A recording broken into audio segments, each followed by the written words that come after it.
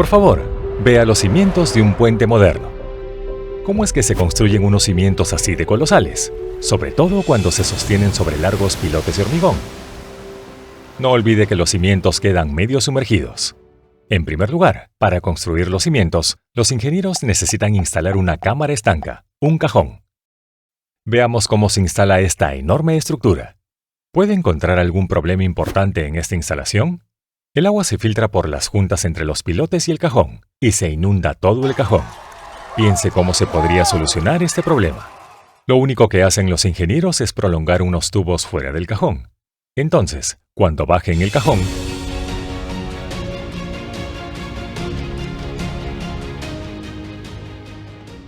el agua fugada se quedará dentro de estos tubos y el personal podrá trabajar sin problemas en los cimientos en la zona seca del cajón. De hecho, los altos pilotes de hormigón que hemos visto inicialmente no se limitan al lecho marino. Estos altos pilotes de hormigón se adentran en el lecho marino y se prolongan más allá de los estratos duros. Para su construcción, es necesario verter hormigón en estas estructuras de acero. Ahora bien, la cuestión es, ¿cómo es posible levantar una estructura tan alta? No hay ninguna grúa en el mundo capaz de realizar esta tarea por sí sola. Para llevar a cabo esta tarea, aparentemente imposible, los ingenieros utilizan una grúa y un martillo vibratorio. En primer lugar, la grúa sitúa con cuidado una carcasa de acero, como se muestra en la imagen. Ahora entra en acción el martillo vibratorio. Si mira detenidamente, puede apreciar que esta máquina vibra con intensidad, pero con baja amplitud. El martillo vibratorio introduce la carcasa hueca en el lecho marino. Las vibraciones de la carcasa facilitan mucho el proceso de hincado. Luego, la grúa ubica meticulosamente la siguiente carcasa sobre la anterior, y se unen entre sí. El martillo vibratorio, aferrado a la segunda carcasa, inicia la perforación. Cuando la segunda carcasa de acero se encuentra totalmente insertada, se conecta una tercera carcasa a ella. A esta altura, la carcasa no puede penetrar mucho más, ya que ha llegado al estrato duro. No obstante, los ingenieros quieren que el pilote de concreto se extienda más allá del estrato duro. ¿Cómo lo hacen? Lo primero que hacen es retirar la tierra del interior de la carcasa con una barrena. Después, entran en acción unas potentes máquinas conocidas como martillos perforadores. Fíjese en esta broca con sus poderosos dientes. La particularidad de esta máquina es que la broca gira y a la vez ejerce una acción de martilleo. De esta forma, la broca rompe y pulveriza la roca que se encuentra debajo. He aquí el reto. ¿Cómo retirar los escombros resultantes? Es por eso que se utiliza aire comprimido. El aire comprimido atraviesa este estrecho tubo y llega finalmente a los dientes de la broca.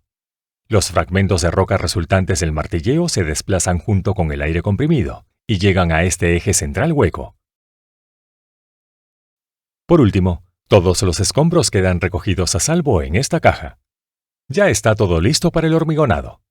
Primero se llena con barras de refuerzo esta larga cavidad, que parte de los estratos duros y se extiende incluso por encima de la superficie del océano. Por lo general, estos largos agujeros para pilotes se hormigonan usando el método Tremie.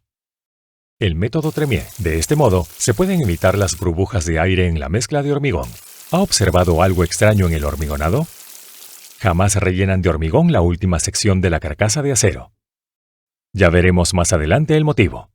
En el lecho marino se erigen muchos pilotes de este tipo. Ha llegado el momento de presentar la estructura de acero de mayor tamaño de este proyecto, el cajón. Ya nos hemos familiarizado con los detalles del montaje del cajón y la relevancia de estas cubiertas salientes. La primera etapa antes de la inserción del cajón implica retirar las últimas secciones de la cubierta de acero que montamos. Por este motivo, no vertimos hormigón en su interior para facilitar su retirada. Ahora, el cajón se inserta lentamente sobre los pilotes que ya hemos montado. Las juntas estancas del cajón asegurarán que los trabajadores cuenten con una plataforma resistente para poder dar inicio a la construcción principal. Los detalles de la disposición de las barras de refuerzo para el hormigonado de los cimientos pueden verse aquí. Cuando los cimientos estén listos, los trabajadores retirarán el cajón. Para hormigonar un muelle tan largo, los ingenieros emplean una interesante tecnología conocida como encofrado saltante. Aquí, el primer vertido de hormigón se hace normalmente. Ahora, los encofrados que se colocan están mecanizados. Existen encofrados a los 4 lados. En aras de la simplicidad, solo se muestra uno. En cuanto el hormigón se endurece, se pone en marcha esta interesante tecnología. Para ello, los trabajadores separan primero el encofrado del hormigón con la ayuda de esta palanca. A continuación, fíjese en este accesorio que se encuentra debajo de los encofrados. Funciona con energía hidráulica. Cuando los ingenieros lo activan, el encofrado inicia su ascenso. Con unas pocas pasadas, los encofrados taparán toda la altura del hormigón endurecido. A continuación, los trabajadores pueden cerrar los encofrados sobre el pilar y empezar la siguiente fase de hormigonado, y este ciclo se repite. El pilar va creciendo lenta y progresivamente. ¿Por qué los trabajadores detuvieron de repente el hormigonado aquí? Están reduciendo el tamaño del pilar. Después de la reducción de tamaño, se reanuda el hormigonado con encofrado saltante. En breve, descubriremos la razón por la que reducen el tamaño del pilón. A medida que la torre alcanza la altura máxima, los trabajadores instalan los soportes. Este es un componente fundamental para la futura instalación de los cables. Hasta ahora, hemos construido una torre. Para este puente, los trabajadores tienen que construir 3 torres más. Ver todas las torres erguidas en el agua es una vista magnífica. Quedan a la espera de que se instale el tablero de la carretera.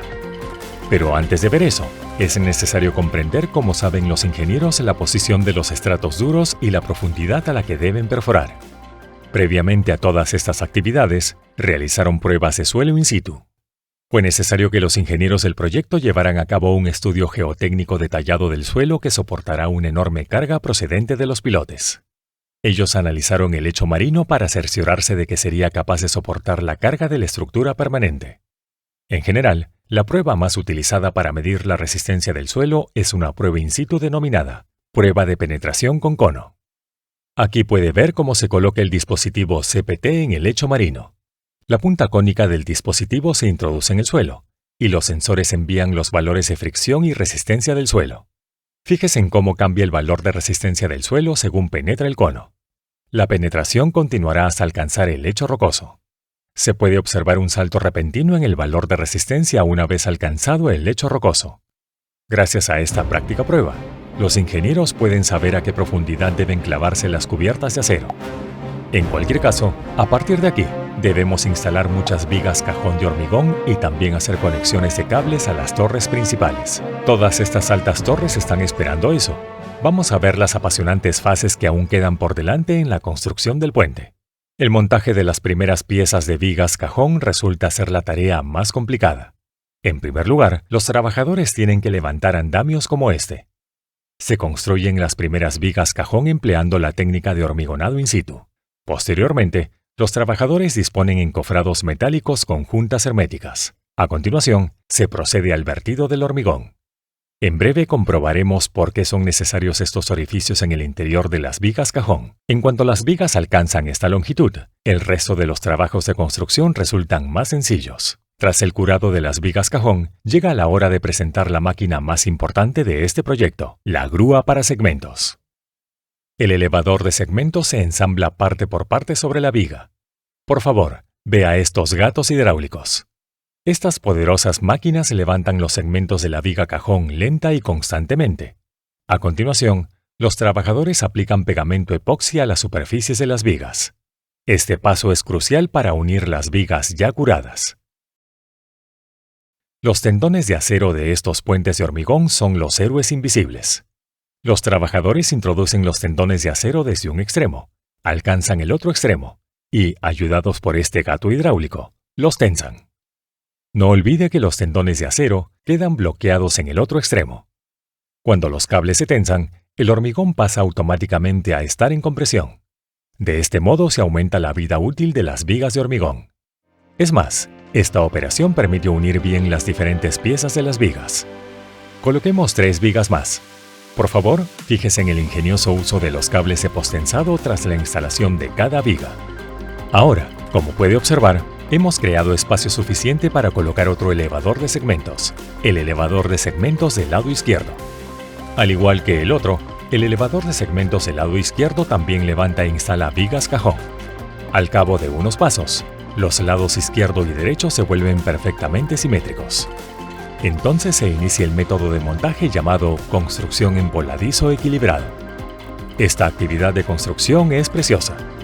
El elevador de segmentos eleva distintas vigas y el uso inteligente de los cables de posttensado las mantiene comprimidas. No obstante, ¿puede usted identificar un problema importante aquí? Si continuamos así, después de una longitud determinada, sucederá esto. Ha llegado el momento de apoyar la cubierta de la carretera desde la torre principal. Partiendo de la viga número 3, la cubierta de la carretera requiere el soporte de los cables. ¿Se percató del orificio que han dejado en la última viga cajón? Se trata de algo intencionado y habrá orificios de este tipo después de cada 2 vigas. En primer lugar, se coloca en el orificio esta pieza de acero, denominada anclaje. Por favor, tenga en cuenta que el ángulo del anclaje es importante. Antes de colocar los tendones de acero, los trabajadores primero deben instalar tuberías de HDPE. En este caso, están uniéndolas calentándolas. En primer lugar, la tubería de HDPE se suspende en el aire con la ayuda de una grúa. Luego se utiliza la máquina empujadora de tendones. Esta máquina empuja los tendones uno por uno. Los tendones alcanzan el otro extremo del tubo de HDPE. A continuación, pasan por los orificios de la horquilla. Los cables de los tendones llegan al otro extremo de la horquilla y vuelven a atravesar el tubo de HDPE. Al final de un largo recorrido, llegan al otro anclaje de acero. Aquí, los tendones se tensan con la ayuda de un gato de tensado. En este momento, la cubierta de la carretera ya está correctamente soportada. Los tendones posttensados los comprimen y los unen, y el soporte del cable desde la parte superior les aporta la estabilidad tan necesaria. El soporte del cable es necesario después de cada 2 vigas. La forma en que avanza la cubierta de la carretera es preciosa. En la otra torre, el montaje de las vigas también avanza utilizando el método de construcción de voladizo equilibrado. Al final, ambos voladizos se unen en el centro. De nuevo, el último segmento del tablero de la carretera se fabrica utilizando técnicas de hormigonado in situ. Este puente, que se encuentra en Goa, India, tiene una conexión muy gradual con la tierra. Lo recién construido se denomina puente atirantado. Estos puentes han revolucionado el mundo de la ingeniería civil. Su popularidad creció exponencialmente a partir de la década de 1950. Ahora bien, tal vez haya visto un tipo de puente atirantado totalmente diferente en su ciudad. He aquí uno de ellos, terminado en 2009, con un largo total de 56 kilómetros. Fíjese en la torre o pilón de este puente. A este tipo de diseño se le llama pilón en forma de diamante. Por otra parte, este puente no es estrictamente un puente atirantado, sino un puente híbrido. Una parte del puente es atirantada y la otra es un puente de vigas normal. A los puentes con pilones en forma de diamante se les conoce por su gran rigidez geométrica. Son también muy llamativos desde el punto de vista estético. En realidad, los puentes atirantados pueden tener 5 tipos principales de diseños de pilones según la situación. En cuanto al tercer diseño de pilón, nos referimos al diseño de estructura en H. La estructura en H está formada por 2 columnas verticales conectadas por una viga transversal horizontal cerca de la parte superior o en el centro. Estas estructuras proporcionan una buena estabilidad lateral y son ideales para puentes con tramos equilibrados a ambos lados. El puente Severinsbrücke en Alemania tiene un diseño único. Se trata de un puente colgante con un diseño en forma de A. Este diseño permite transferir la carga de manera más eficiente a la base. Para este diseño, normalmente no se necesitan vigas transversales horizontales. Puede que este diseño se parezca al diseño en forma de A. Sin embargo, en este caso las patas divergen hacia abajo desde un único eje, formando una Y invertida. El puente internacional del Guadiana, en Portugal, tiene este diseño. Ya vimos el diseño atirantado en forma de I. Para este, se levanta una sola torre vertical estrecha desde los cimientos. Evidentemente, el diseño en forma de I es el más minimalista. A este tipo de disposición de cables se le llama disposición en abanico modificada. Para un puente atirantado, hay otras 2 formas de disponer los cables. Estos otros 2 diseños son la disposición en abanico y la disposición en arpa. Ahora que ya tenemos todos estos conocimientos, entendamos la ingeniería que hay detrás del puente marítimo más largo del mundo, el puente Hong Kong-Zhuhai-Macao. Su longitud es de nada menos que 55 kilómetros y conecta Hong Kong con Macao y Zhuhai. Esta maravilla de la ingeniería civil consta de 4 islas artificiales, un túnel submarino y 3 puentes atirantados. El tramo más largo del puente de esta carretera tiene una longitud de 29,6 kilómetros. Los 3 puentes atirantados forman parte de este largo tramo. Después empieza el túnel submarino, de 6,4 kilómetros de largo. En ambos extremos del túnel se pueden ver 2 islas artificiales. Luego, el trayecto continúa por una carretera elevada de 12 kilómetros. Y por último, llegamos a Hong Kong. Rápidamente están aumentando en popularidad los puentes atirantados. A pesar de que los puentes atirantados se diseñan normalmente para una luz de entre 150 y 600 metros, hoy en día se están construyendo cada vez más puentes atirantados con luces más largas. A modo de ejemplo, el puente atirantado de mayor luz del mundo, el puente Russky en Rusia, cuenta con una luz de 1104 metros. Por el contrario, los puentes colgantes alcanzan luces mucho mayores. El puente Golden Gate, construido en 1937, cuenta con una luz de 1280 metros. Y el popular puente Akashi Kaikyo, de Japón, cuenta con una luz de casi 2 kilómetros. Pese a su luz superior, los ingenieros actuales a menudo prefieren los puentes atirantados a los puentes colgantes. El motivo principal es la constructibilidad. En los puentes colgantes, es necesario tender el cable principal en su totalidad antes de comenzar con el montaje de los tirantes y el tablero. Para tender el cable principal, es necesario que se haya completado la construcción de las torres principales. Veamos ahora la secuencia de construcción de un puente atirantado. Antes incluso de que se haya terminado la construcción de los pilones, los ingenieros pueden iniciar la construcción del tablero. El tendido de los cables atirantados y la construcción del tablero avanzan de forma simultánea. El segundo motivo está relacionado con la facilidad de mantenimiento. Imaginemos que hay que sustituir uno de los cables principales de un puente colgante. Así es como tendrían que proceder los ingenieros. En primer lugar, se debe construir una estructura temporal con gatos hidráulicos debajo del vano principal. Una vez transferida la carga del cable principal a la estructura temporal, es posible desmontar el cable principal y repararlo. Si se tiene que sustituir algún cable en un puente atirantado, la tarea es relativamente sencilla. El puente atirantado ofrece una buena redundancia. Los ingenieros pueden sustituir un cable sin tener que construir ninguna estructura temporal.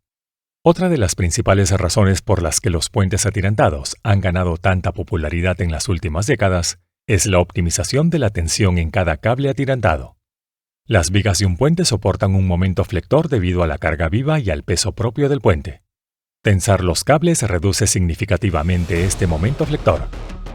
Debido a la aparición de modelos FEA precisos, los ingenieros son ahora capaces de predecir la pretensión óptima necesaria para cada cable, lo que les permite diseñar vigas más esbeltas sin comprometer su integridad estructural. En realidad, vale la pena relatar la competencia entre los puentes atirantados y los puentes colgantes. La primera estructura que llamó la atención de los ingenieros fue el puente atirantado. A continuación se muestra un diseño teórico de Fausto Verancio del siglo XVI. Sin embargo, cuando se hizo realidad en el siglo XIX, el diseño sufrió terribles fracasos. Uno de sus primeros puentes atirantados, el puente de Dreiburg Abbey, se desplomó en enero de 1818, apenas 6 meses después de su inauguración. El puente sobre el río Saale, en Alemania, sufrió la misma suerte. Se derrumbó en 1824 cuando 300 soldados lo cruzaban. A raíz de estos incidentes, los puentes de vigas, arcos y suspensión se hicieron populares entre los ingenieros. Si un puente tenía que transportar una carga pesada, se optaba por diseños de vigas y arcos. Cuando la luz requerida era demasiado grande, se optaba por puentes colgantes. Esta tendencia se mantuvo durante casi 130 años, y los puentes atirantados quedaron totalmente olvidados. Sin embargo, en 1955, el ingeniero alemán Franz Dischinger revivió la tecnología atirantada con el puente de Strömsund, en Suecia.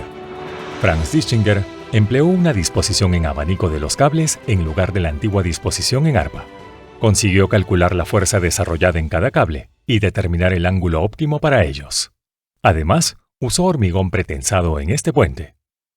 Después del éxito del puente Strömsund, los puentes atirantados empezaron a proliferar por toda Europa y Asia.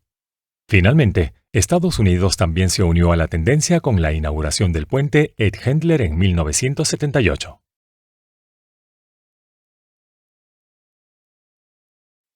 Los puentes atirantados se han impuesto en popularidad a los puentes colgantes y en arco. Pero aún hoy, cuando los requisitos de longitud de luz son especialmente exigentes, los ingenieros siguen optando por los puentes colgantes. Por su parte, cuando se requiere una resistencia estructural excepcional, los puentes en arco siguen siendo la opción preferida. Seguramente habrá notado algo en todos estos diseños de puentes. Los cimientos quedan medio sumergidos en el agua. ¿Por qué no construyen los ingenieros los cimientos de esta manera? De este modo, ya no se necesitarían cajones para la construcción. ¡Qué forma tan fácil de construir puentes! Por favor, déjeme saber en los comentarios por qué no construimos así. Sea como sea, es casi imposible pensar que, partiendo de estos sencillos diseños de puentes, hayamos llegado a una ingeniería tan sofisticada en menos de 70 años. La construcción de los puentes y su historia. Ha sido un video muy largo. En realidad, nos costó mucho producir este tipo de videos solo con los ingresos de Google AdSense. Así que, si pueden apoyarme en Patreon, sería una gran ayuda para mí y mi equipo. Esperamos su apoyo. Cuídense. Adiós.